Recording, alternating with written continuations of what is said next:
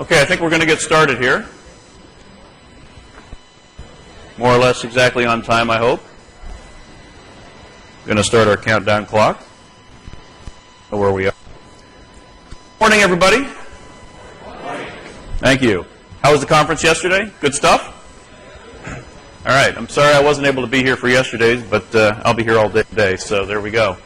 This is behavior-driven development. We're going to talk about turning user stories into executable specifications this morning. So if you're in the wrong room, now's the time to leave. We do big old thanks to the variety of sponsors that make such an event possible. So this is the obligatory thank you to our sponsors slide. I'm sure they all have booths out front, so feel free to visit them.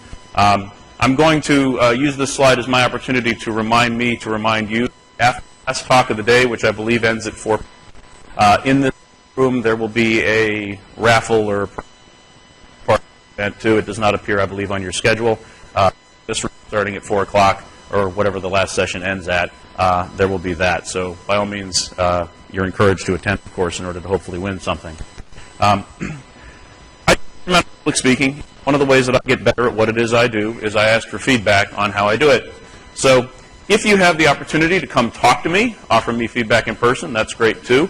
If there's a feedback or eval system in place for this conference, feel free to use that. If it doesn't work for you, feel free to visit this URL. This URL is a link to a rating page for this specific delivery of this specific talk. So if there's anything that you like, please let me know. If there's anything you don't like, please know that too. It's how I get better at what it is I do. A little bit about myself, and at least as importantly, why you should care to listen to what I have to say today. My name is Steve Bohlen. I read books and write software for a living, as opposed to the alternative career of reading software and writing books for a living. There's nothing wrong with people who've made plenty of money doing it, but I'm definitely firmly in the first camp, where I read a lot, certainly, but I also write software for a living. So a lot of what you're going to be hearing today is based on my own practical, real-world experience rather than so much book reading. I have a blog. Events like this, largely so I can share what I know with others, but also so that I can learn from people too. So if there are questions, comments, feedback in the middle of the talk, feel free to raise your hand, get my attention, and we'll see if we can answer some of those questions, because I like to learn as much from the people in the audience as they hopefully are from me. A little bit about myself. I've been developing software for the better part of the last 20 years in a fairly wide array of languages, starting from Lisp years ago, moving through the big fat middle of the Microsoft tech stack and landing today in C# and Ruby. I'm presently a senior engineer with the Spring Source division of VMware. I am a co-founder of the New York City Alt.NET user group in Manhattan, where I live. I'm also presently the co-organizer of the New York City Domain-Driven Design user group. In addition to that, I'm a contributor to a variety of open source software projects. Probably the best known is the Nhibernate Object Relational Mapper, but also things like NDB Unit. And in my capacity with Spring Source, I am the technical lead and evangelist for the Spring framework for .NET, where I spend my daytime. I also have a blog here. You can reach me. You can also follow me on Twitter, of course. I'm a member of the ASP and C# Insiders group in Microsoft. I'm also a member of the Telerik Insiders, which is why I'm wearing this getup. And in addition to that, I'm also Microsoft MVP this year in C#, and past years in ASP.NET and Solution Architecture before they got rid of that category, sadly.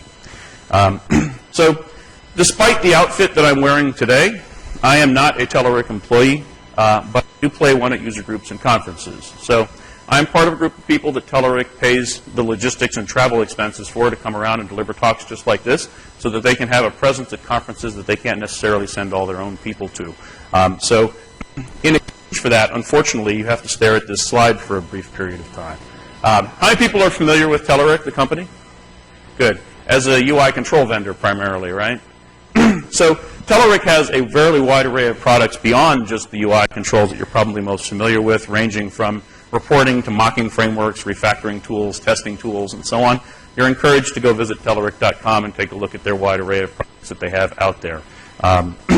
If you like what you hear today, I would appreciate it if you would find some way to tell Telerik that, because that's why they send me places. If you don't like what you hear today, I would appreciate it if you wouldn't tell Telerik, because then they'll stop sending me places. So it's kind of important for me to kind of level set briefly what the relative skill set of the audience is and exposure to our topic today. So by show of hands, how many people are familiar with behavior-driven design, at least at a concept level? Okay, how many people have done it?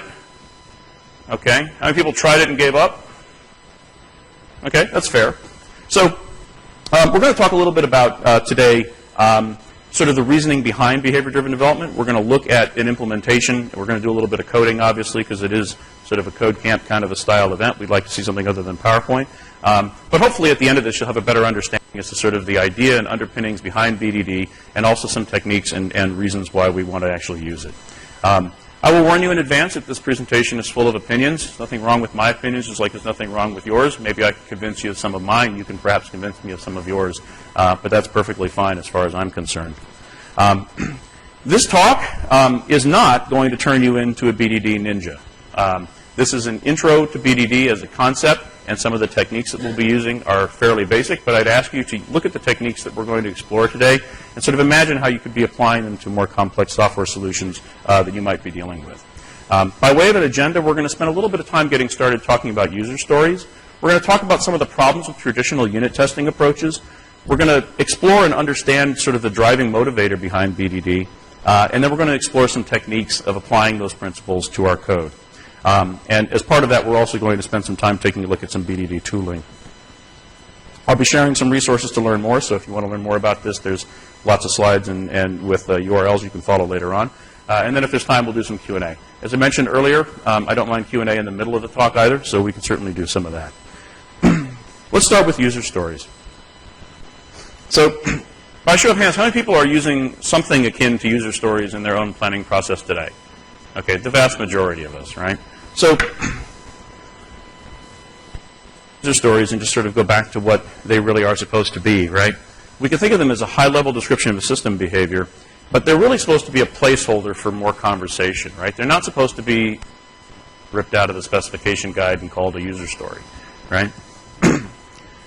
Part of the point of user stories is that they play a role in us deciding estimation and workloading for our project teams, right? So in order for that to be true, our user story has to be a unit that we can estimate in its entirety, right? It can't be something that is very tightly coupled to other parts of our system, because then it doesn't become something we can estimate about. And if it's got dependencies all over the place on other things, then it's not necessarily negotiable. We can't say, is this worth doing or not? Because if the whole rest of the system depends on it, then we can't really have a conversation about that user story is worth doing or isn't worth doing. Either worth doing now, or worth doing a year from now, or worth doing at all, right? So this is the canonical user story template that I'm sure most of us who've been doing user stories for at least a little bit have seen at some point in their lives. As who, I want what, so that why, right? And I've worked for teams that religiously follow this syntax, right? And getting started, it's not a bad way to sort of get started with user stories. Because ultimately what it does is, if you can't answer these three questions, then it's very difficult to sort of stay true to the intent of the user story, right? If we don't know who wants the feature, right, then it's very difficult to build the right feature. If we don't know what the feature does, right, this is the what is what we normally focus on as software engineers, right? What should the feature do, right? What should happen when this feature is implemented? How should the system change? But if we don't know who the feature's for, it becomes very difficult to make decisions as we design the feature. And if we don't know why someone wants the feature, right, it's equally difficult to make it. So user story tries to wrap up these three values, right? The who, what, and why of the work we're talking about. So here's a sample user story, right? As a librarian, I want to be able to search for books by publication year. This is not a very good user story, right? Who knows why? Yes? Right. We have no idea why they want to do this, right? We've got a who and we've sort of got the what, but we have no idea of intent. Why is it important for the librarian to search for books by publication year? Right? So missing information.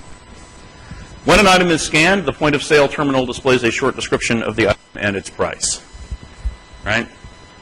This certainly solves the what problem, but it doesn't solve the who or the why, right? So we kind of sort of have an idea as to the code we should write in order to make this happen, but we're lacking critical context about the feature as we develop it if we follow this user story. So as a customer, I want to manage my orders and purchase products, right? Now, this may be too broad, right? But it certainly solves the who, right, the customer, the what, I want to manage my orders, and the why, because I'm trying to eventually get around to purchasing something, right? So as a stand-in for a more detailed conversation with our business stakeholders, right, we'll call them our domain experts or our business people or whatever, this is not a bad user story. Right? It might be too broad, but we're not going to discover it's too broad until we actually start talking to the business about what does the word manage actually mean. Right? It could be that manage is actually extraordinarily simple. Or it could be that manage is a placeholder for 37,000 different things that a customer can do with an order. Right? And so, as a placeholder for a future conversation, it's not all that bad, although it probably might perhaps fail the estimable test.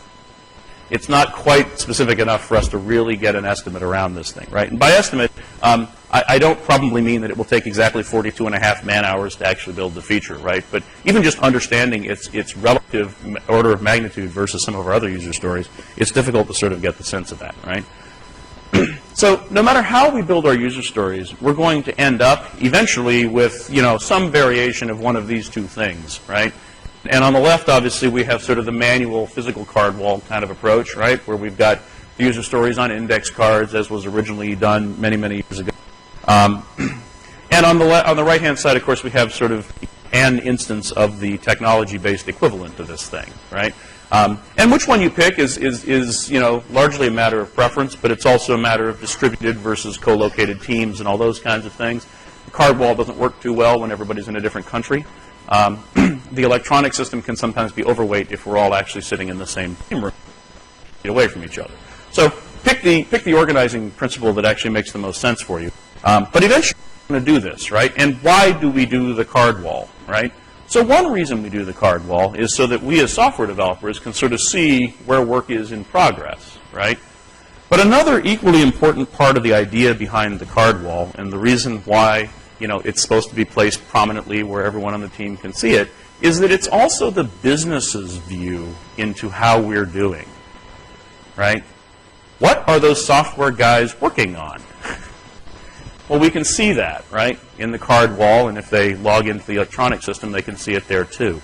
But we shouldn't lose sight of the fact that part of the reason for the planning wall is not just so that the software people can see where we are, but so that the business has a view into what we're doing, right?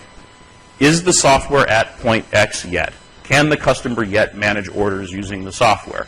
A business person can look at the card wall and see where that user story is and see, is it in the done pile? Is it in the in progress pile? Is it in the we don't have any idea when we're going to get to it pile? Right? So it's visibility into our process that we're shooting for.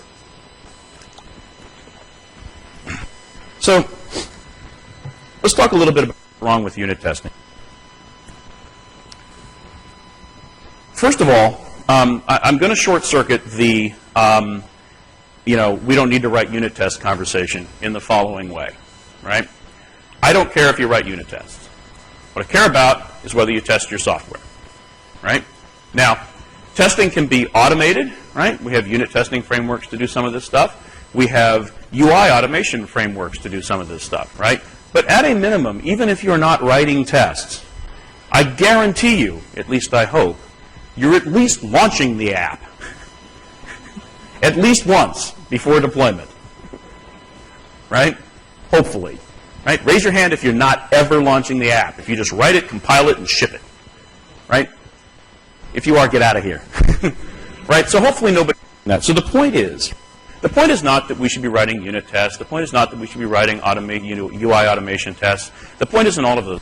The point is that we are testing our software, because professionals do test their software. After we agree that we test our software, now it's a question of what is the most efficient manner for us to test our software, right? For some projects, that's throw it over the wall to QA, right? Very few projects is that the case, but for some, that's the case, right? It doesn't make any sense because of a whole variety of contextual issues for the developers to be testing the code, right? It's very rare that that's the case, but it can be, right? It may also be the case that for of reasons, hitting F5 and clicking every button in the user interface in order to make sure you haven't broken anything is the most efficient manner for you to test your code. It could be. In my experience, the number of projects for which that's true is very, very small.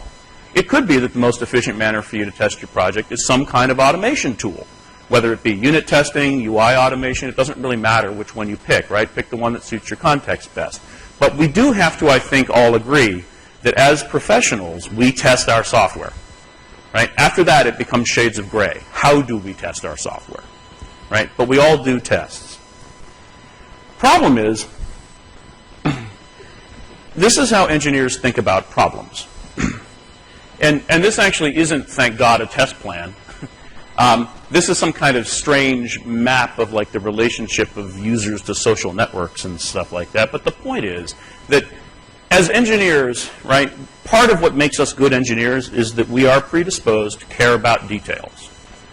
Really low-level details, right? We love getting lost in the details by and large, right?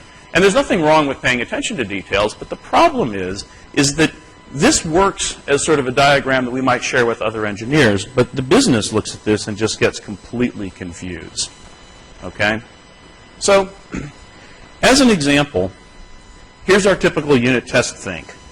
We have a class called customer, so let's make a test called customer tests, right? And it doesn't really matter to me whether this is customer.tests or customer tests or these kinds of things, right? But there's this one-to-one correlation that we build between our object being tested and where, right? How many people use this kind of strategy in their sort of daily work now, right?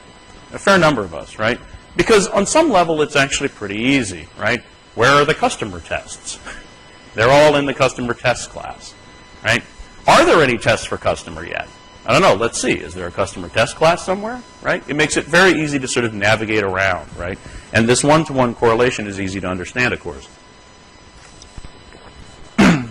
But in this scenario, we have to ask the question, what the heck happened to our user story, right? Remembering that this is how we originally thought of the problem. And if this becomes our user story, this is what's going to be up on that card wall, right? We've lost something very, very important in this process. We can't correlate this user story card to actual code. Where is this? Is it in the customer tests? Is it in the orders tests? Where is this? Right? There's no manifestation of this story card in our code base. We can't correlate it. How do we know we did the feature? How do we know we completed the user story? Well, there didn't used to be any customer tests, and now there are. We're done. Right? So part of what behavior-driven development tries to solve is that very break, right? Where we have sort of one view of the world that is nice and pristine, and we share it with the business. And in fact, it's how the business knows how we're doing, right? How far along are we? And then, of course, right, we come back to these things. And there's this mental shift that we do, right? So what BDD tries to do is solve this sort of disconnect between the user story and our tests. So if we think about BDD, right? And I apologize if there are any software engineers who do wear these suits and go to work, right? Because some people do that, right? But generally speaking, if we think about stereotypes for a moment, these are our canonical business folk, right? They have sort of their own culture, they have their own value system, they have their own language they use to communicate amongst themselves. And typically, they have a lot of trouble communicating with us software engineers. And correspondingly, we have a lot of trouble communicating with them, right? So what we're trying to do with BDD is we're trying to solve this divide, right? We're trying to bridge this gap. And we would like to do so without these business analysts in the middle playing translator, right? Because anytime you translate anything, information is lost, right? No translation is perfect, right? Except perhaps binary serialization. But generally speaking, translating from one thing to another doesn't always work with perfect clarity. So we'd like to try and eliminate the need for these folks as wherever possible, right? Now, I don't suggest that there's no a business analyst can process or a project. I've met very good business analysts, just like I've met very good software developers.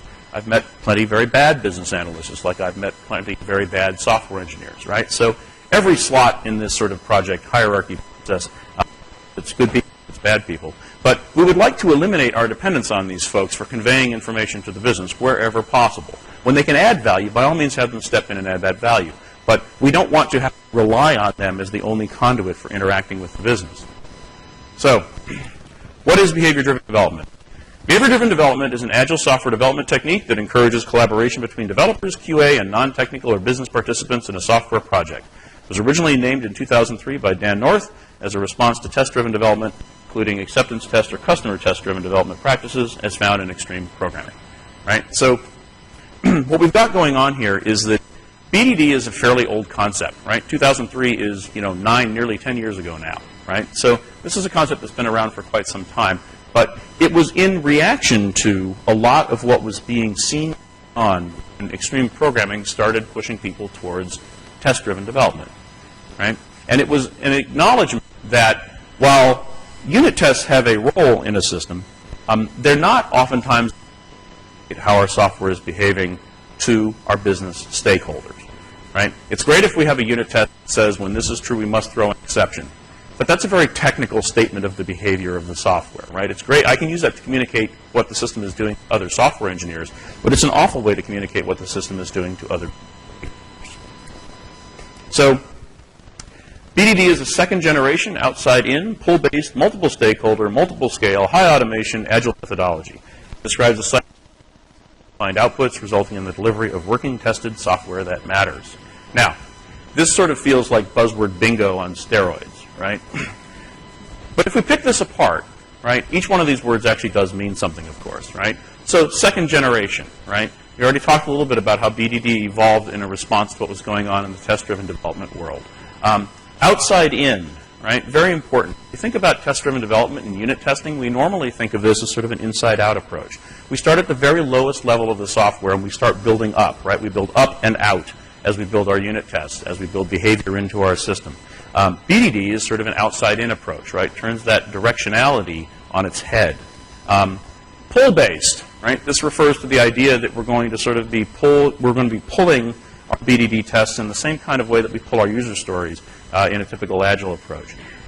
Multiple stakeholder, right? Acknowledging that we have technical stakeholders, business stakeholders, quality stakeholders, all of these people play a role in the process. Multiple scale, right? An important element of this is that the process needs to scale well. High automation. When we start building lots and lots of tests, automation starts to matter, right? What's the computer good at? Repeating the same task over and over in a reliable manner, right? And of course the tie-in to Agile, right? And the important part about this, right, is delivering working tested software that matters. And the reason for this was that what people were beginning to see in development, which was that you followed test-driven development religiously, right? A failing test, write the code to pass, right? Write another failing test, write the code to pass. What you'd end up with in the end, in many cases, is a software system that was technically functional, but didn't actually correlate to the business problem you were trying to solve, right? So 100% test coverage, 100% of our tests pass. There are no bugs in this software system. It is pristine and perfect and useful to no one, right? Or certainly not the people that we expected it to be useful to. So BDD was evolving as a response to that very problem. Correct functioning software, but misaligned with the business goals. Behavior-driven development is about implementing an application by describing it from the point of view of stakeholders, right? Really, really important part, right? And we spoke about this just a moment ago when I was talking about the fact that unit tests tend to be technical speak, right? BDD is largely about describe the manner that would be understood by its users, right? Which are often its stakeholders, not, but oftentimes, more often than not, its stakeholders, right? So, what do we mean by sort of this outside-in development idea? So, this diagram is showing is that we have sort of this collection of user stories and acceptance criteria that we use in order to make sure our user stories are done, right? Anybody who's written a user story knows that not only the who, what, and the why, right, but also the how the heck do we know we did it, right? What's the acceptance criteria, right? A user story or a requirement without any way to validate that we actually did it is not very valuable, right? We can just say we did it, and then we can argue about it forever, which is usually what happens, right? So this notion of outside-in development is this notion that we're still doing testing, right? Sort of inside out. But at the same time, we're pushing down from outside, describing the behavior of the system that we're trying to achieve, using our user stories and their correlated acceptance criteria as our ability to do that. So, what might this look like, right? So, we might have a title, right? Describe the user story. We've got a narrative of some kind, which is what we typically think of when we think about our user story in most cases. We've got some acceptance criteria, and here's where BDD sort of gets a little descriptive and says that, you know what we should do for acceptance criteria is rather than just saying, you know, customer should be able to manage orders and our acceptance criteria is customer can manage orders, let's actually think through some scenarios that the system will be able to achieve once we've built this user story, right? So we give our scenario title, and then we might say, given some context, when something happens, then the following is true, right? That's a scenario. And we might do many, many of these, right? And the interesting thing about scenarios is that when you actually start thinking them through with the business, because they ultimately need to weigh in on the acceptance criteria, all kinds of things come up as conversations that wouldn't otherwise really be talked about, right? So as an example, right, and I apologize for you in the back, this may be a little bit small text, right? But on the left-hand side, what we've got is we've got a story, right? And our story is account holder withdraws cash. As an account holder, I want to withdraw cash from an ATM so that I can get money when the bank is closed. This is not a terribly bad user story, right? It's got a who, what, and a why. So this is a decent way to sort of start a user story, right? And so what we do is we start thinking through scenarios, right? So scenario one is the account has sufficient funds, and we say, given the balance is $100 and the card is valid and the machine contains enough money, when the account holder requests $20, then the ATM should dispense $20 and the account balance should be $80 and the card should be returned, right? Now, the interesting thing about this scenario is it's very doubtful that the machine contains enough money, for example, was necessarily something that anybody thought about when we started doing this scenario, right? It might be, but the odds are that that's probably something that was overlooked, right? And at some point, we're going to say, well, wait a minute, you know, as we're thinking this through, what are all the other assumptions that we're making in this scenario? What are all the other givens? Let's actually list them, right? Let's list our assumptions so that they're very clear and explicit rather than just being implicit, right? And so these scenarios will evolve, right? So scenario two, as soon as we do account has sufficient funds, the next thing we think is, well, wait a minute, what's the behavior of the system when one or more of these assumptions is not true, right? So we have the assumption account has insufficient funds, right? Given the balance is $10 and the card is valid and the machine contains enough money, when the account holder requests $20, the ATM should not dispense money, and the ATM should say there are insufficient funds, and the account balance should be $10, and the card should be returned, right? Now, the benefit of sort of hard example scenario-based acceptance criteria is that the business can explain this to us, and they can understand that, right? When we say, well, what happens when the account has insufficient funds, right? And they say, well, the ATM should say that. And we say, well, do you get the card back at the end?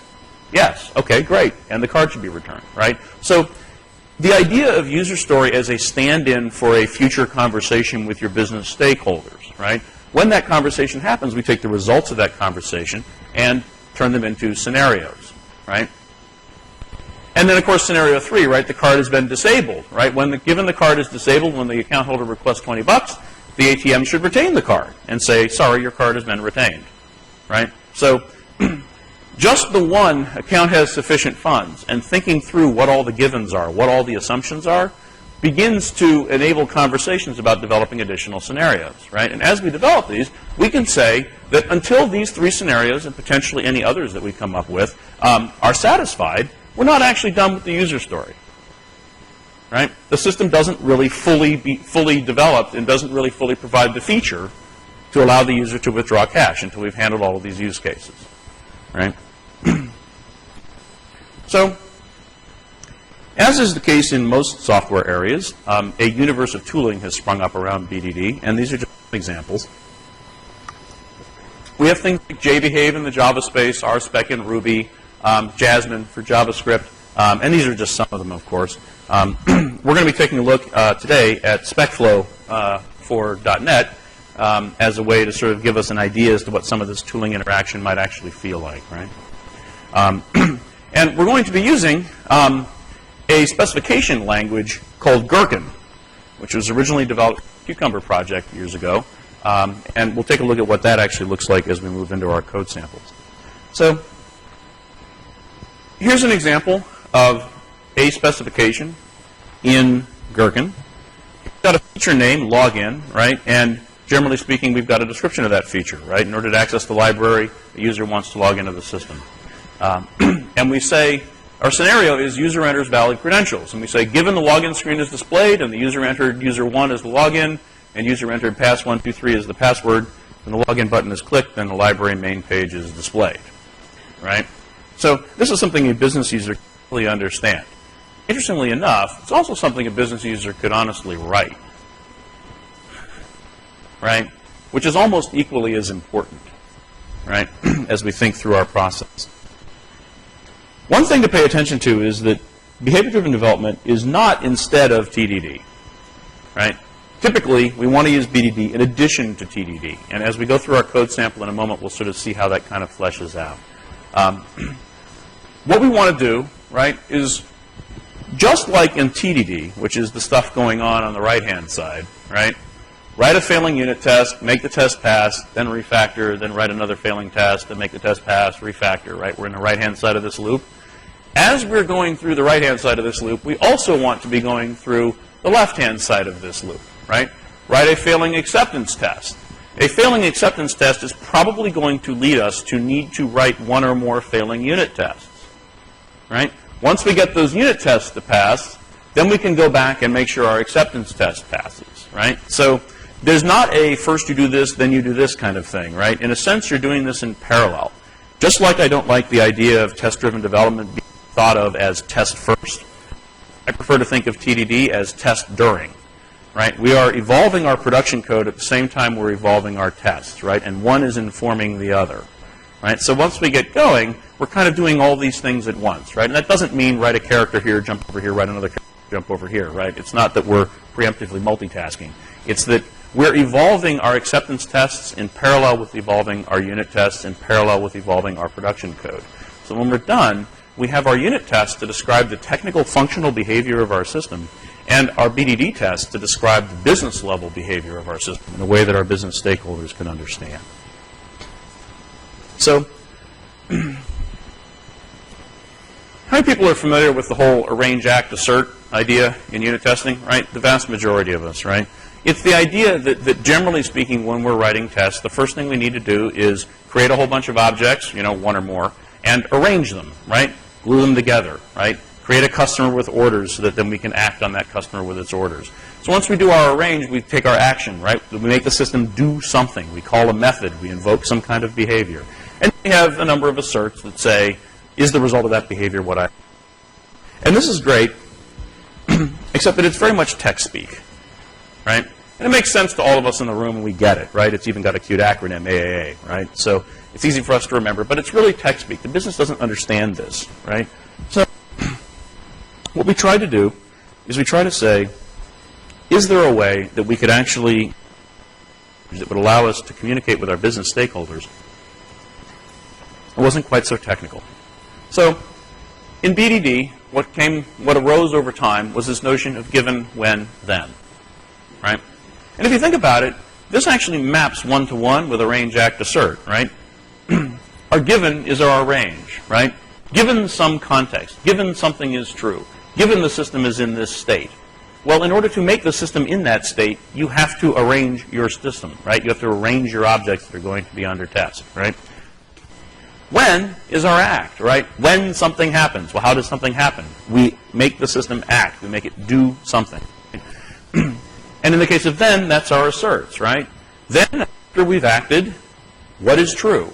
What can we say is the case after we've done our action, right? After the when. Then we're into thens, right? And the then is our equivalent for assert, right? So we can think of arrange, act, assert as given, when, then, as one-to-one mapping conceptually between those concepts. So what we're going to do for our coding sample is we're going to look at this user story, right, which we've actually seen before, right? As a customer, I want to manage my orders so that I can purchase products. And we've sort of worked through a couple of scenarios. So one scenario that we've talked to the business about is this one, adding an order. Given a valid customer and a valid order, when I add the order to the customer, then the customer contains the order, right? And removing an order. Given a valid customer and a valid order, and the order already belongs to the customer, right? We can't remove one that doesn't already belong there. When I remove the order from the customer, then the customer doesn't have the order anymore, right? Now, these are sort of rudimentary user stories, but they're an acceptance criteria. They're intentionally simple so that we can sort of focus in on the process rather than the content. But let's imagine that we've worked with our domain experts in order to sort of evolve these, right? So to look at how we might deal with this in code. So I'm going to switch over to Visual Studio. And I've already created a solution, but my solution is really, really quite simple. I just said, you know, file new class library, and there it is, class 1, right? We've all sort of started with this project at, you know, many, many times in our lives. The only thing I've done that is different is I have added a reference to the SpecFlow DLL. So I've installed SpecFlow on my system. SpecFlow, as I mentioned before, is one of many BDD frameworks that are out there. It's not even the only one for .NET. There are plenty of them. We can talk a little bit in a moment about why it is I prefer SpecFlow, but this is the one we're going to be using. So what I've done is I've added this DLL, right? I've also added a reference to NUnit, right? So one of the reasons that I like SpecFlow is that it will work with just about any underlying test framework, which means that it will work with just about any underlying unit test runner, right, that supports that unit test framework, right? Other BDD frameworks actually require many of them require their own test runners and other infrastructure. So this is an easy way for us to get to the point where we can actually do our BDD work without sort of sacrificing the unit testing framework that I might be most familiar with. So I've added a reference to NUnit and SpecFlow, right, and we can see those there. So I'm going to get started. When I installed SpecFlow, one of the things it gave me was a couple of templates that show up in my collection of items, right? And they are things like SpecFlow event definition, SpecFlow feature file, SpecFlow step definition. We're just going to start with the SpecFlow feature file for our example here. And I'm going to name this thing what we're really doing. And this is customers managing orders. So what I get is I get the beginning of a sort of placeholder that comes with this, and this is here to remind me what the syntax is, right? And this one is just sort of pretend I have a calculator, right? So we have a feature called addition, and we have a simple scenario. Now we're not going to really use these, but they're there just to sort of remind us what the syntax is, right? So we're going to get rid of that. Now we have an empty feature file. And what I'm going to do is I'm going to start typing. We'll notice is that one of the things SpecFlow does for us is actually gives us IntelliSense in the feature file editor, right? So I know that feature is what I want. Customers managing orders. And so what we're going to do is we're going to say, let's have a scenario, right? And if we flip back to here's our scenario, adding an order, right? So this is the one we're going to go with. And we're just going to type adding an order. Given. And now you'll notice, right, I have entered 50 into the calculator and I've entered 70 into the calculator, right? With that, right? That's kind of annoying. So where's that coming from? The way SpecFlow works is SpecFlow installs an engine that creates this code behind file behind my feature file, okay? And this code behind works exactly like any other code behind. It's the same way the code behind works with an ASPX file. It's the same way the code behind works in you know, Windows workflow and all the rest kinds of things. I make changes to the parent file, some kind of magic engine right here, right? We can sort of see that, right? Is that for my feature file, right, a custom tool, SpecFlow single file generator, has been hooked up, right? So when I hit save in the feature file, what's happening is the .cs file behind it is being updated by this tool that was installed when I installed SpecFlow. So what I'm going to do is get rid of my properties palette for a moment there.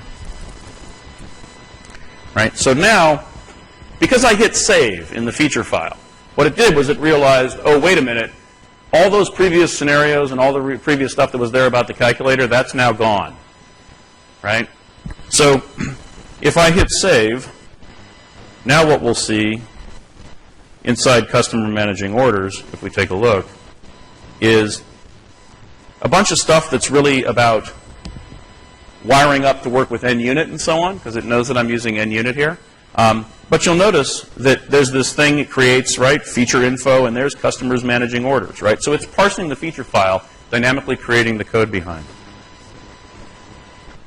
So now, when I do given, I don't get any sort of help, right, because I've eliminated all the code or all the text in the feature file that used to provide those sort of calculator-based steps.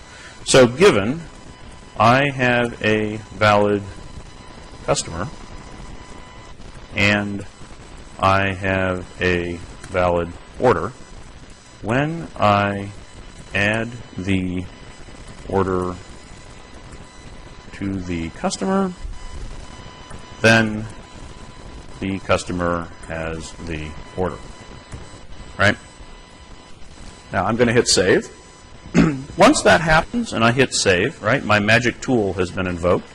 And if we open up our code behind file and expand the There Be Dragons designer-generated code warning, right, and scroll down, right, let's look at what's actually happened, right? So it's created a custom partial class called Customers Managing Orders feature, right, based on the name of the feature file that I'm dealing with.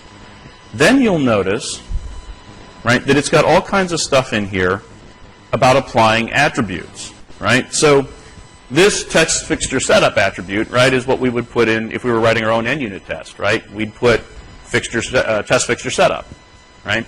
This is the end unit test fixture setup attribute. So it's applying that to a public method here, right, called feature setup, right? Just like I would have done myself, right? What do you put in the test fixture setup method? A bunch of code required to get the test fixture setup, right? So the code generator is doing that for us in the code behind, right? And this is why it works with NUnit. If we wanted to use another unit testing framework with SpecFlow, we'd get that unit test framework's attribute up there instead of ours, right? I mean, instead of the NUnit one, rather. So here is feature and my scenario. So let's compile this. And of course, it does compile. Sorry. It does compile because the code behind is in perfect shape because the code generator is taking care of it, and my code just looks like that, does nothing, right? So no compile errors, everything works wonderfully. So what we're going to do is we're going to switch over, check my time, we're going to switch over to the NUnit test runner, which I have already wired up to point to the DLL that comes out of this project, and I've set it to automatically reload the assembly anytime I change the assembly and recompile it, and I have set my NUnit test runner to automatically rerun the last test for me. Right? So what I've basically done is I've got my project set up to create a DLL, and in NUnit I've pointed it to that DLL and said, every time the DLL you're watching changes, reload it into the NUnit test runner and rerun the test for me. Right? This is just so I don't have to keep going here and saying project reload and click the run button and all the rest of that, right? So as I was mentioning earlier, part of the reason we use SpecFlow is that we can use our favorite test runner to keep running our tests, right? So in this case, NUnit. But let's look at what's happened here, right? So I've got a green, but it's not quite the green I'm hoping for. Right? Pass 0, failed 0, error 0, inconclusive 1. Right? And that's shown by these wonderful little icons, which means NUnit says, I don't have any idea what's going on here. Right? Doesn't look like we ran a test that failed, but doesn't look like we ran a test that passed either. So I'm sort of in an inconclusive state. And if we look at the errors and failures, there's nothing there. If we look at test not run, there's nothing there. But if we look at the test output, or the text output, rather, for this test run, what we see up at the top, right, is the reason we don't have a conclusive test yet, right? So here's my specifications, adding an order, given I have a valid customer, and it says no matching step definition found, right? So my feature says, given I have a valid customer, and the system is saying, I'm happy for you, but I don't know how to get you one, right? So we need to solve this problem. And what the SpecFlow output is giving us is a suggestion as to how to get started, right? So what it's saying is, you might want to use code kind of like this. So let's do that. Let's copy that and put it in here. I have to resolve a couple of namespaces by adding a using up there, but that's good. So now, right, look what's happened, right? I have a method called given I have a valid customer, and it has this attribute applied that says given I have a valid customer. And it currently says scenario context current pending. Right? This is sort of the equivalent in SpecFlow of the not implemented exception. Right? This is a placeholder that I need to sort of replace with what I want to do. But let me compile my code quickly. And let's switch back over to NUnit. And it's reloading the assembly and rerunning the test. I don't have to click any of those annoying buttons, right? Those options, by the way, are all in the Tools Settings menu in NUnit Test Runner, so you can go find them for yourselves. But the point is, right now, let's look at what I got. Given I have a valid customer. Now it says pending, given I have a valid customer. And then it says no matching step definitions for the rest of the steps, right, because I don't have. So let's see if we can solve this problem, right? Given I have a valid customer. Well, I'm sure this is probably going to start out with me creating a new customer, like so. And I'll just assign it to a variable because I like allocating memory. And now I got one, right? But I have the traditional TDD problem, right? My code won't compile because it says, sorry, right, I don't know what the heck customer is, right? So, like I would in TDD, where I now have to get this test to pass, right? I need one of these. So by all means, let's create one. And we don't really have to do anything to it because this now makes this test pass, right? So we can compile it. And if we do that, and come back to NUnit because it reloads the assembly and reruns the test, now, given I have a valid customer, done. And it took 0.0 seconds, right? Because all I'm doing is newing up an object, right? So I've satisfied the first step, except have I really? Right? The step says not given I have a customer, but given I have a valid customer, right? So now we're going to do something that we oftentimes don't find ourselves doing in code like this. We're going to say, well, I need some way to know the customer is valid. So probably the easiest way to do that is to add an assert.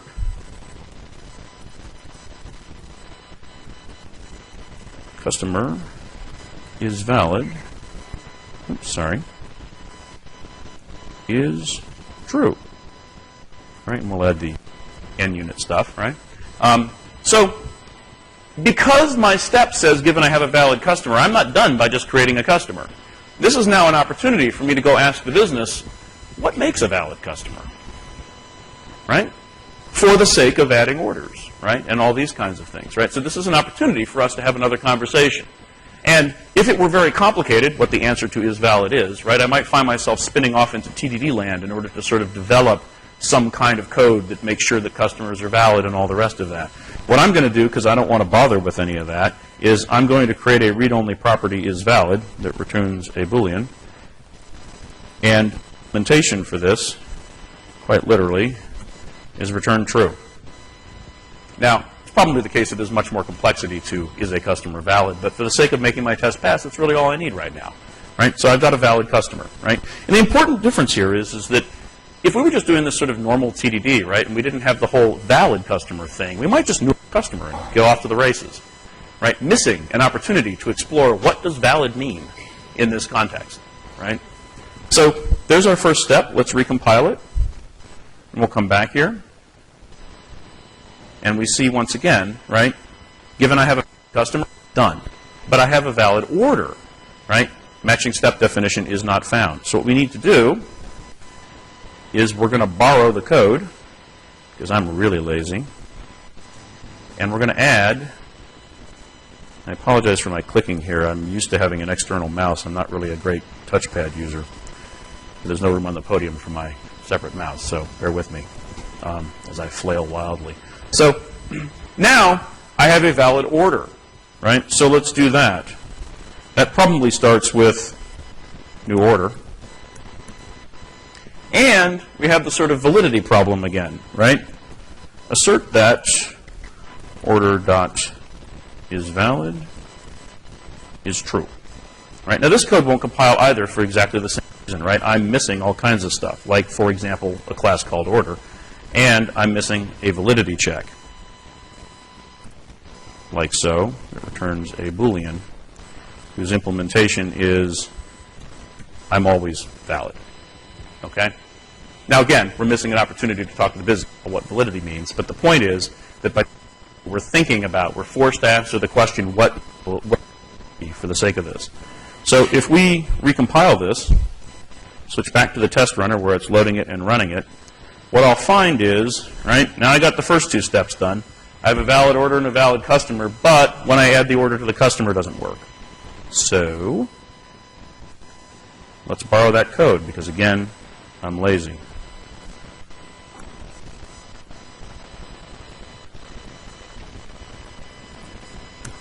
Now, here comes a problem, right? My customer and my order are method scoped, right? How is this method going to actually interact with them, right? Well, we're going to take advantage of the fact that, of course, this is all really sitting inside a class, so it's real easy for us to just say, let's make a customer field out of that, and let's make an order field out of that, using any old refactoring tool we happen to have handy. And now it's possible to say customer dot add order, order. Right? Now,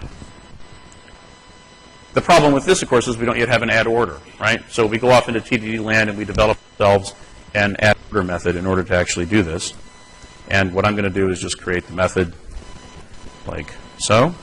And this is enough to make the code compile.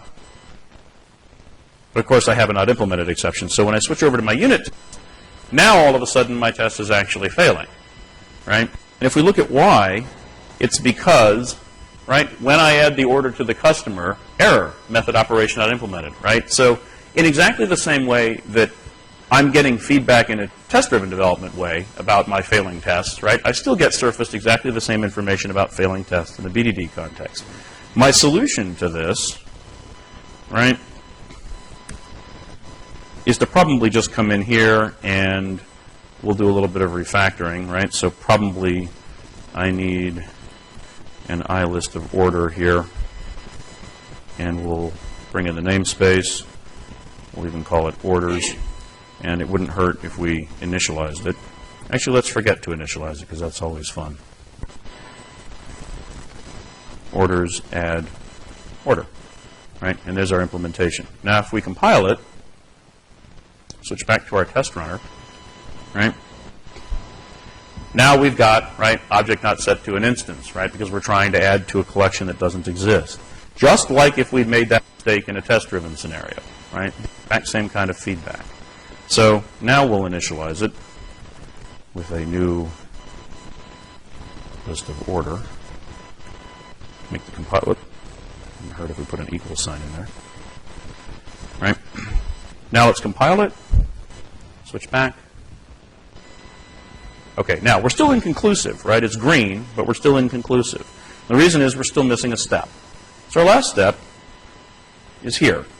Then the customer has the order. So let's add that step, like so.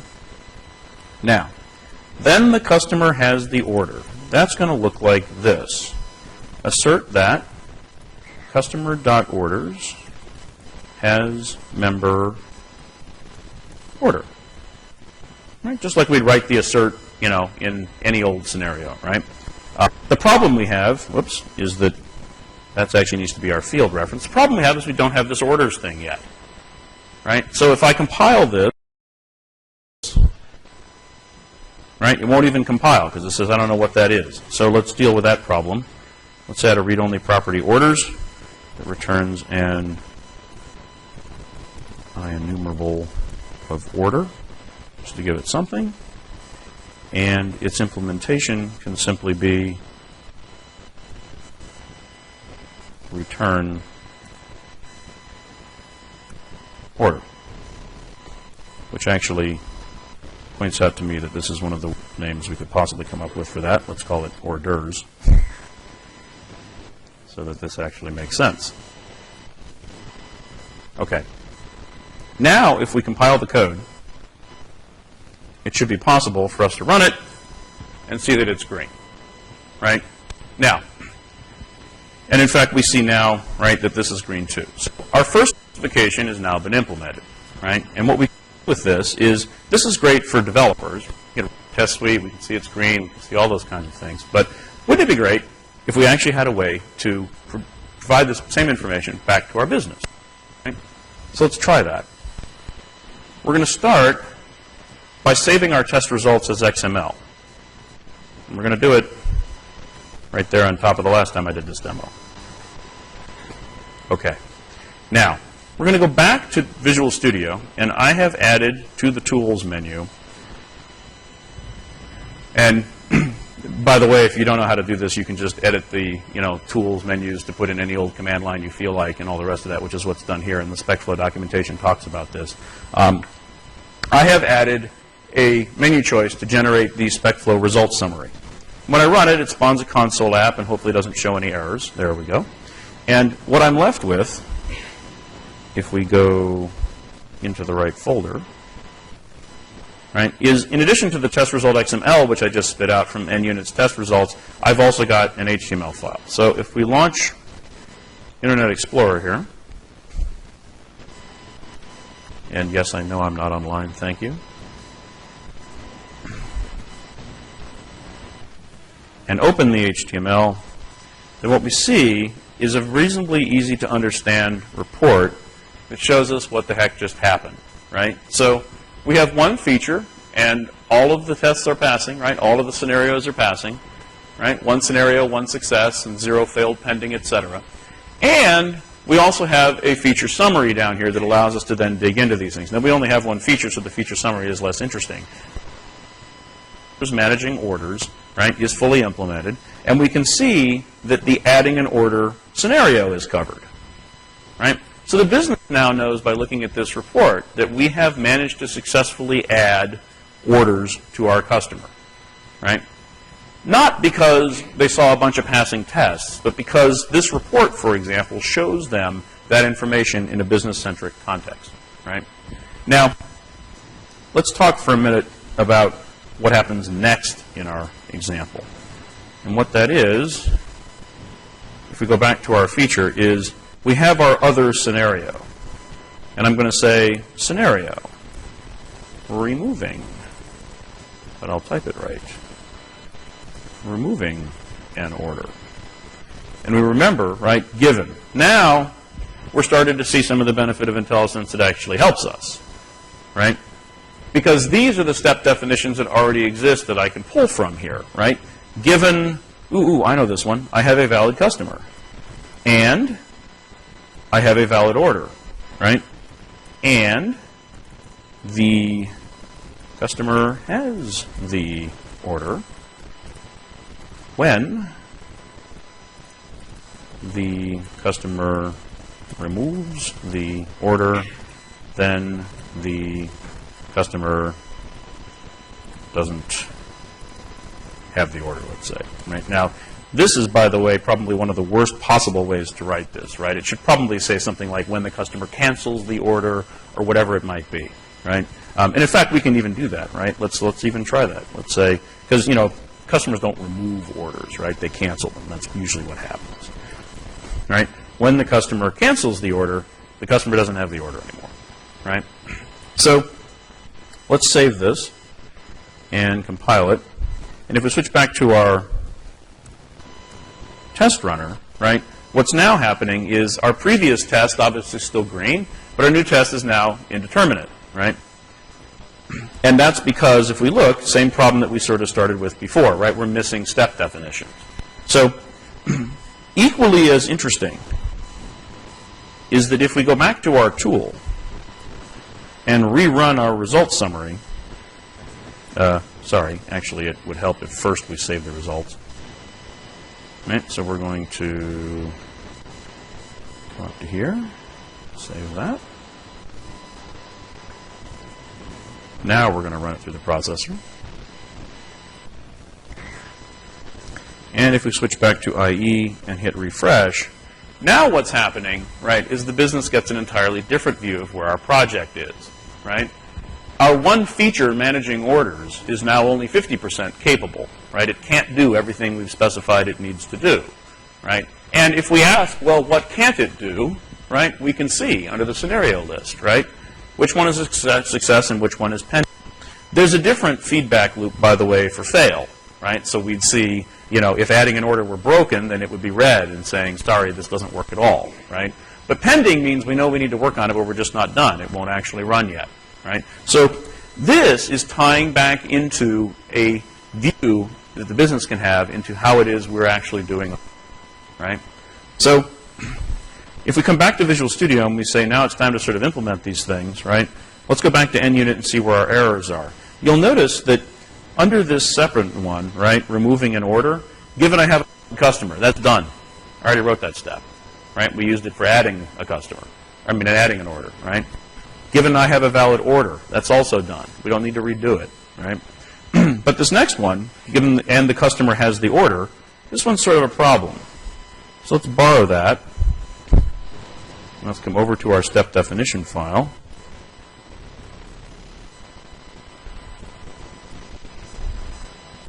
An extra semicolon there, right? Given the customer has the order. So how are we going to make sure that's the case, right?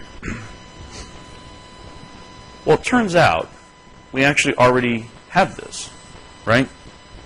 It's called then the customer has the order, right? So let's just use that.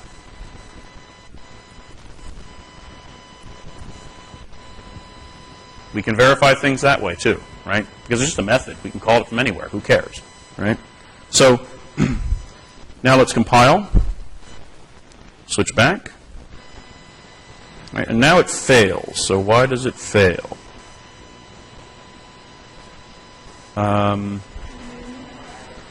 Excellent. Very nice, right? Then the customer has the order. Very good. So what we really need to do is we need to borrow when I add the order to the customer, right? But just like it says, given the customer has the order, right? Adding it's not enough. We need to verify or assert that we really did do that step, right? So now let's compile and switch back. And now it runs, right? But it's still inconclusive because we're missing our last step. Well, actually, our second to last step, right? When the customer cancels the order. So let's add that. When the customer cancels the order, right? So that probably looks like this. Customer.cancel order, right? And we can't compile and it doesn't work because we don't have a cancel method and all the rest of this, right? So the exact same sort of red-green refactor process that we would see in TDD, we're using in BDD as well, right? Create cancel. And what we want to do here is, and this is a great opportunity to ask the business, what does canceling an order actually mean, right? In our case, we're going to infer that that just means remove the order from the collection. Just for the heck of it. Oops, sorry, got to be that order, right? Let's compile it, switch back, and we're still missing one more step.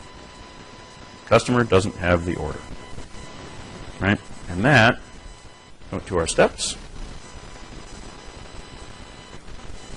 looks like this. So our thens typically look like asserts, so let's do that. Customer.orders has no member order, right? Typical NUnit assert. Compile it, switch back, and it's all green, right? So our two scenarios are implemented. And if we now take, if we now take our test results, save those guys,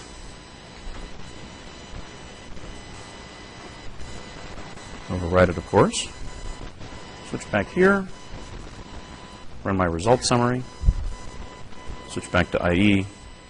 Now the business can see that we've implemented the balance, right? So what's interesting about this is an interesting report for the sake of the business understanding where we are. It's also a really interesting report for the sake of us understanding where we are, right? So remember I mentioned earlier that one of the interesting side effects of a language like Gherkin is that it's so open with just a couple of keywords here and a couple of keywords there that the business could just as easily have written these scenarios instead of me, right? So it's not at all uncommon for the business to actually open up the feature file and add another scenario, right? And as soon as they do, and I run that HTML report, then I'm going to see that there's another scenario pending that I need to implement. So it may very well be that yesterday I was actually done with managing orders, and today I'm not, because the business thought of another scenario that I actually haven't managed to handle and address, right? So the point is that this reporting kind of goes both ways, right? It's perfectly valid for the business to say, ooh, you know, there's this whole case we didn't really cover in managing an order. And so as soon as I do that, right, now my completed features will go down to 33 or 66%, right, because 1/3 of them will be missing. So what we've seen here, right, is a couple of things. We've seen the relationship between the user story and the code writing. We've seen the ability for us to reuse steps in multiple scenarios, right? So one of the things that SpecFlow helps us with is it helps us with the whole problem of repeating yourself in code, right? So in tests, we've all sort of dealt with a situation where we have these repeated setup routines we use all over and over and over again. We tend to refactor them out into other classes and so on, right? Because of the sort of step atomic nature of something like SpecFlow, you're already sort of moved in that general direction of reuse, right? In fact, because the IntelliSense gives it to you, you say to yourself, oh, I already have this step, I'm good, right? And because the error messages sort of drive you towards completing the missing steps, it allows you to sort of reuse what's there. We've also seen here, right, where since the steps are really just methods, I can invoke them anywhere they happen to be useful to me and valuable, right? And because the thing is a class, then I can decide that, right, step definitions is probably an awful name for this class, right? It might be, wants to be named something about managing customers and orders, or it might be, because all of the state in this class is going to come to the fore when I'm actually doing managing customers and orders, right? I don't want to keep adding like step definitions about placing orders and doing all kinds of other things that aren't about managing them in here, because I'll end up with a situation where my test is very confused, not able to be, right? And then, of course, bugs crop up too. So let's take a look at something a little bit more advanced to give you a sense as to sort of how broad some of this can be.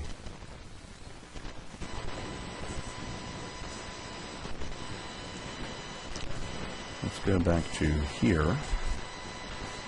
And yeah, sure, I'm sorry, yes.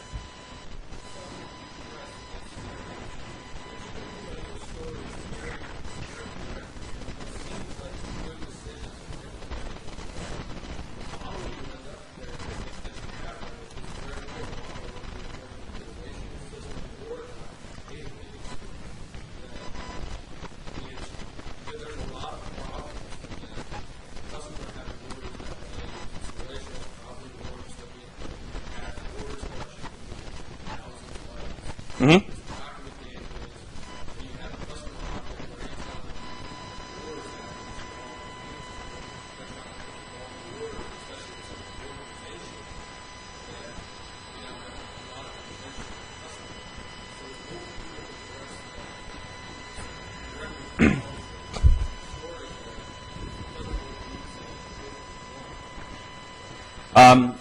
So I think the easy answer is that as those issues crop up, and they will, right? The idea, whether it's BDD or TDD, is that you're going to be able to do the refactoring to your objects or to your classes, to your types, to your system that allow those concerns to be met, right? So it may be that for the sake of just simple behavior, right, in this example, just adding a collection of orders is the right answer. But if adding a collection of orders stops being the right answer, right, the test itself, in terms of the specification, is still appropriate for the behavior, right? So I want to be sure that as I'm changing the relationship of customers to orders because of persistence concerns or otherwise, that the behavior description of my system still holds true, right? So I may need to come back and change that step, like, you know, when customer adds the order kind of a thing, because the mechanics of what happens inside customers and orders are going to be different. But it's still the case that that step still describes behavior of the system that needs to happen, right? So in the same sense that you know, even if I were just doing sort of standard TDD, right, I might end up with initially a, you know, we'll call it simplistic, right? We talk about the simplest thing that could possibly work, right? The idea is that later on, when the simplest thing that could possibly work becomes more complicated because of other outside constraints, be they persistence or anything else for that matter, we have a way for the test suite to still describe the right behavior of things. Now, it may not be the case that the test suite can't change, right? And maybe we need to make that change. So, you know, when the customer adds the order kind of a thing may actually be an entirely different implementation, right? It may not just be as simple as customer.add-orders. But the feature, right, in the case of BDD, right, that description of system behavior, that should still be true. So it should be possible as I evolve my customer and orders object model for me to also evolve the step definitions so that those things are still true, right? And one of the things that I think is interesting to me about this kind of an approach is that it encourages you, like in the case of, you know, and I have a valid order, right? It encourages you to make sure that there's an assert in there somewhere that the thing is actually valid. And so not only is it that I'm refactoring my object model and yet it still all compiles and so on, but it's also the case that all of those sort of protective asserts that find their way into each one of the individual steps make sure that when the step fails, it's going to be really, really granular, that failure, right? Because it's going to say, you know, expected the customer to have the order and didn't have it, right? So it's going to be really obvious to me where the problem is in my code, either in the test or in the production code, right? And that's what I would really say. I mean, the goal here is to, you know, rapidly get something that works and then allow it and the test suite to sort of evolve in parallel over time. Does that make sense? Okay. So in this particular solution, what I've got is I've got a slightly more complicated project. And we're not going to write any code, but we're just going to take a look at what some of these look like. So this is a bookshop, and it's got something called Bookshop Acceptance Test. It happens to be an MVC project, but what we're really going to spend time looking at is less the code implementations and more what some of the feature files look like, to give you a sense as to some of the richer language that is available in the Gherkin syntax, right? So, I'm sorry, was there a question? No? Okay. So now what we're doing is we're starting to realize that it's actually possible for us to even reuse things in here, right? So in the case of my feature, right, I've got book search. As a potential customer, I want to search for books so that I can find them and remember things from them. So what we're doing down here, right, is we're taking advantage of the fact that it's possible for us to define tabular data, right? How many people have used unit test frameworks that allow you to do things like test cases, right, or row tests or whatever the heck it might be, right? So those are essentially ways to parameterize your unit test, right? So you give a couple of parameters to the method that is the test method, and you're able through attributes typically to define what those inputs are, right? You just keep running the same method over and over again with different inputs, and there you go. So in SpecFlow, we have the same kind of thing, right?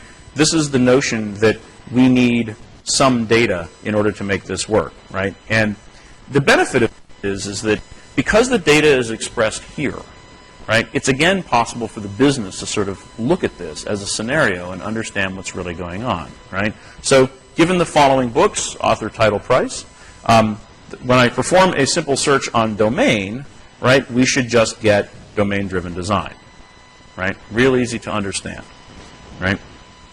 Now, when I perform a search on Windows communication, right, we should only get the inside Windows SharePoint services, right? And bridging the communication gap, right? Because we have, as part of this, right, the scenario is the space should be treated as an OR, right? So this is, again, the idea that if this data were elsewhere, right, like if this data were just stored in the database somewhere, then this test wouldn't easily be readable, right? You wouldn't understand, well, why should I get domain-driven design? I don't understand, right? By expressing the test data up front, we actually are able to have this whole thing make logical sense. You can evaluate it and understand it as a business user or even as a software developer, all in the context of one thing, right? We also have an alternative syntax for this, right? So I can actually say, you know what, I'm going to use little placeholders, right? When I perform a search on search phrase, I should get whatever the heck books is, right? And this is, again, another mechanism of parameterizing that, right? These are my search phrases. These are the results I expect, right? So there's a much richer language that's available to us when we look at the Gherkin language in its entirety. In addition to that, we can also see, here we have the beginning of understanding kind of how we can reuse some of this stuff. So in this particular scenario, right, we've got cheapest books on the screen, right? When I enter the shop, the home page shows, right? And if we look at what's happening in some of these, right, is these feature files can be used to do what I was doing a moment ago, which is just sort of straight, plain unit testing style stuff, right, in the sense that I'm just dealing with objects, they're fairly well isolated, and all the rest of this kind of stuff. Your implementation of that step can be anything you want. So if you're using a UI automation tool, right, these tests, and I won't run them because it's very slow, we're actually using Selenium to actually sort of drive the website and so on, right? But we can imagine, right, that this scenario, when I enter the shop, the home page shows books. Well, how the heck am I going to know the home page shows books, right? Now, in this particular case, it is an MVC app, so I could interrogate the view model that's returned and make sure that that whole thing works, right? But my implementation of the steps is totally up to me, right? It's all whatever I want it to say. So what I want it to say might be a well-isolated unit test exercising objects. It might be a UI automation test where I'm actually doing, you know, all the kinds of magical screen scraping kind of stuff to make sure that this stuff really is on the home page. It might be a scenario where I'm doing, as I mentioned before, in the case of MVC, right, I can sort of spin up a controller and I can ask for the action and I can interrogate the result and make sure they're in there. So the flexibility is in the body of the step implementation, right? And the correlation, of course, is between the feature file and the step that the unit test runner will ultimately execute.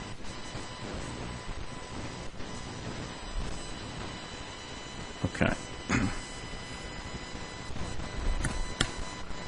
So, to bring this home again, right, what this is really all about is it's about trying to bridge the gap between what we're doing as software engineers and what the business is thinking we're doing, right? And try and find a way where that common thread of we spend all this time developing these user stories, and then we sort of get to a point where we start coding, and the user story is just kind of left on the board somewhere, right? And hopefully, right, what's really expressed by that user story does appear in our code base somewhere, but there's no visibility for that, right? There's just us sort of trusting each other, and for that matter, the business trusting us that we're really actually doing that implementation properly, right? So the goal here is to take that user story, and that's why the subtext for this is turning user stories into executable specifications, right? And have that thread travel all the way through our process, all the way right till the software is implemented, so that there is that tie back, right? So that the user story card wall actually is something that the business can use to understand where we are. But more importantly, we can too, right? We know whether we've done the feature, we know whether we've done the user story, because the scenarios are either all met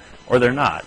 And we can see, oh, look, 2 of 3 scenarios are met, right? But there's still 1 more to go. Or we had them all yesterday, but the business just added another scenario, right? That happens all the time, right? And in a more complicated project with many more specifications, you can obviously understand how that HTML report starts to provide much more information.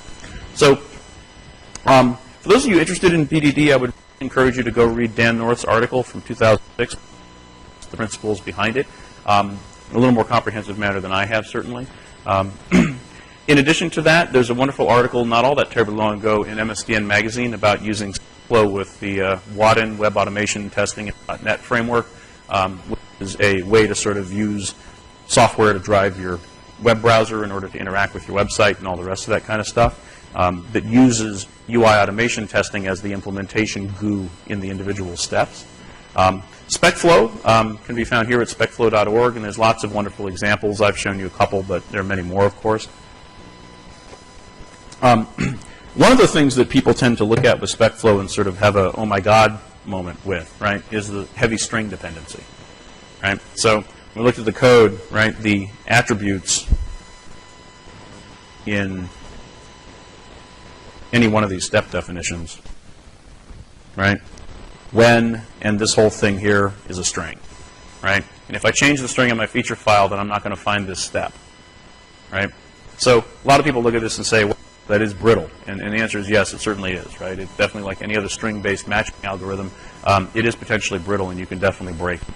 A little bit of search and replace is an easy way to sort of solve that problem, but it does require some discipline. For those of you for whom you're looking for a BDD framework that is less heavily dependent on strings and more heavily opinionated about .NET, I would encourage you to look at machine specifications on GitHub, which essentially uses a number of non-string-based techniques in order to get away with the same kind of workflow to some degree that we have in what I showed you today. The downside of that is that you don't get feature files. Right? What you get is all of your specifications are in terms of code.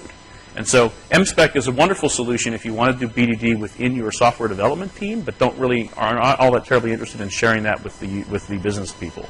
You do get nice reports out of MSpec, right? So the HTML report sort of thing that I was showing there before, with SpecFlow, you can get a very similar kind of thing back out of machine specifications. But machine specifications tends to be something that is, I find, sort of less business friendly in terms of the business understanding the code we're writing, right, and understanding our specifications and our features.